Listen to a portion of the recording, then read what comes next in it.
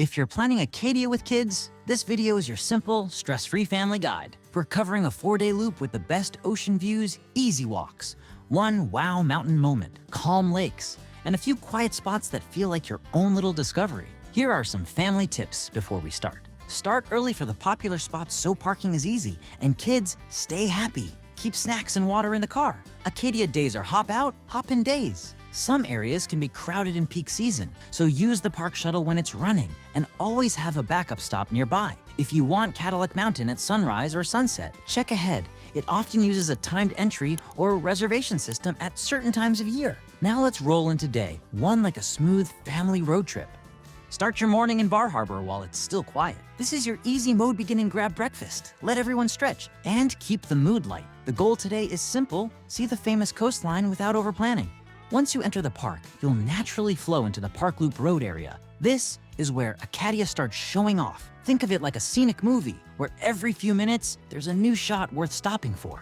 Your first big stop is Sand Beach. Parking here fills fast, so coming early helps a lot. Sand Beach is great because it's not a long hike. Children can touch the water, play in the sand, and it instantly feels like you arrived in Acadia. The water is cold most of the year, but that's part of the fun. Let them dip their feet, laugh, run back, repeat. This is also a good bathroom break spot. From Sand Beach, the best short walk that feels dramatic is the Ocean Path. You don't need to do the whole thing, just walk a section. It's mostly simple, open, and easy to turn around whenever the crew starts asking, "Are we done yet?" The magic is that you're walking with the ocean right there. Waves below, cliffs ahead, and fresh air that makes everyone feel awake again. Next, you'll stop at Thunderhole. This one depends on the ocean, so it doesn't always boom, but it's still a favorite. Here's the pro move: don't oversell it. Just say, "Let's see if the ocean is loud today." Even if it's calm, the rocks, spray, and ocean energy feel exciting. Keep the coastal drive going to Otter Point or Otter Cliffs viewpoints. These are perfect stops because you get that huge, epic view without a hard hike. This is also where you slow down and let Acadia sink in. Wind in your face, waves crashing, little ones pointing at the water and asking if pirates ever came here. Pro tip for day one: treat today like a scenic sampler. Don't try to do everything.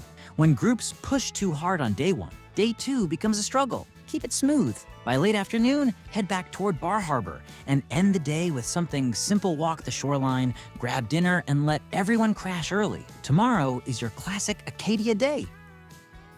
Day two is where Acadia turns into that postcard everyone imagines. Start early again. This is your best way to avoid parking stress and keep the day calm.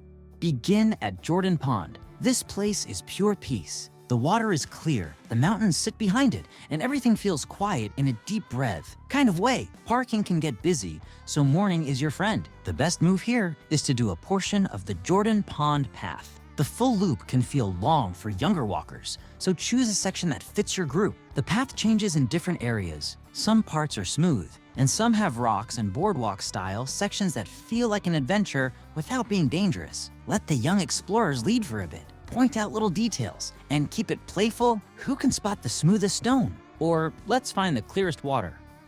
Now for a gentle challenge that still feels doable. South Bubble or Bubble Rock, choose what fits your group. This is one of those hikes where kids feel like they accomplished something and adults feel like it wasn't too much. The reward is huge views that make everyone stop talking for a second. If you're doing Bubble Rock, keep everyone close near edges and take your time. This is a great moment to pack out snacks and have a mini picnic at the top, even if it's just granola bars and water. The crew will remember we ate snacks on a mountain. After the hike, don't rush. A perfect transition is, okay, now we trade hiking for a calm ride.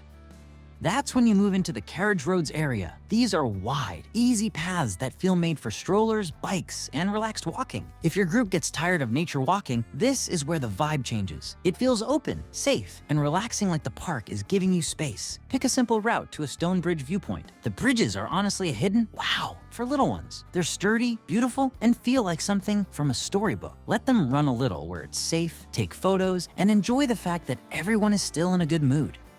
If you still have energy later, you can swing by 𝐷𝐸 Spring and the wild gardens of Acadia. This is a great late afternoon stop because it's easy, interesting, and different from ocean cliffs and mountain views. Everyone can look at plants, walk shaded paths, and it feels like a calm reset after the bigger parts of the day. Pro tip for day 2. This is your big day, so don't book it too tight. People do best when they feel like there's time to wander, snack, and explore without being rushed. End the day with a simple dinner and an early night again, because day 3 is all about slower Acadia. Day 3 is where you stop chasing the famous spots and start enjoying the park like locals do. Slower roads, softer views, and trails that feel peaceful. Start your morning on the other side with Bass Harbor Head Lighthouse. This is one of the most iconic sites in Acadia, and it feels different from the Park Loop coastline. Go early if you want easy parking and less crowd energy. The lighthouse view is quick, and that's perfect for a relaxed pace. Get the photo, let the little ones look out at the water, and then move on before it becomes stressful. From here, you'll love choosing a quiet, easy trail like Wonderland or Ship Harbor. These are great because they feel like real exploration without being hard. You get forest, ocean edges, wooden walkways in parts, and lots of little details children enjoy: roots, rocks, tiny views through the trees. If the tide is low, it's even more fun because they can look for small pools and sea life areas always carefully and without disturbing anything. Now here's the best part of day 3, the lake side of Acadia. Head toward Echo Lake. This is such a win because it's calmer than the ocean. The water feels more approachable, and it has that summer day vibe even when the air is cool. It's a great spot for a picnic, a snack break, and letting everyone relax without worrying about big waves. If your group wants one last view moment, consider an easier climb like Beech Mountain if it fits your pace. It's not the biggest mountain, but it gives you that final Acadia overlook, forest below, water in the distance, and a peaceful feeling like you earned the trip. Take it slow, keep the pace gentle, and turn it into a story. We're going up for one last look at Maine. Pro tip for day 3, keep today flexible. If the kids are tired, skip the hike and do more lakeside time. Acadia is still amazing even when you do less. Day 4 is your grand finale, but we'll do it the smart, low-stress way: one wow moment, then easy, playful stops.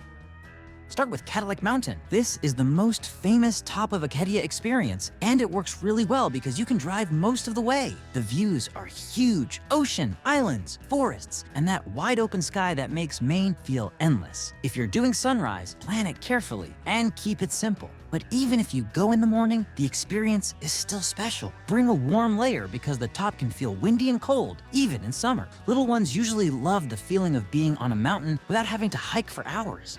After Cadillac, the key is to downshift. Don't stack another big hike. Instead, head to a place where everyone can explore in a fun, low-stress way.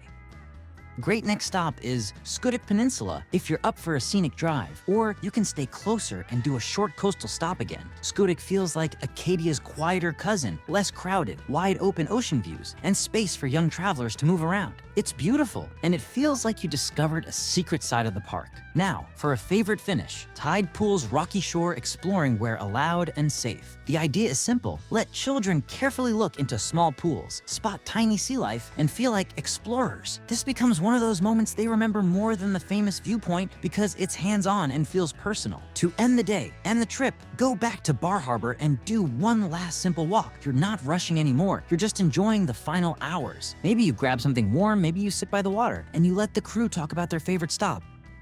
Pro tip for day 4, make this your easy win day. Cadillac is the big highlight. Everything else should be calm and flexible. Family mistakes to avoid: trying to do sunrise, a big hike, and the full loop in one day. That's how people burn out fast. Arriving late to the popular stops and getting stuck circling for parking. Early mornings make everything easier. Skipping snacks and water. The fastest way to a meltdown is I'm hungry when you're far from the car, not watching edges near cliffs and ocean rocks. Acadia is beautiful, but some spots drop off fast. Forgetting a backup plan. If a place is crowded, swap to a quieter trail or lake stop and keep the day happy. That's your simple, family-friendly Acadia loop. Big views, easy walks, and calm moments that actually feel like a vacation. If you want, I can also make a one-day Acadia with kids' version for super short trips.